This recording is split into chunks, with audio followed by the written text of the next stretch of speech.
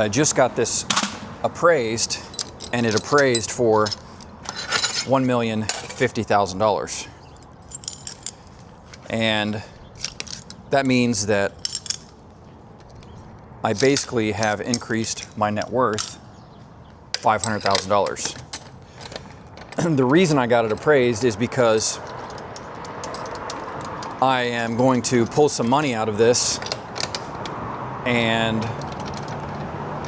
complete all the renovations that I didn't complete with that $80,000. It's very expensive to fix car washes up, and instead of do it a little every month, a little at a time, I figured I'd just pull the equity out and finish it all, just get it all done with. Look at this. Almost a two-hander here.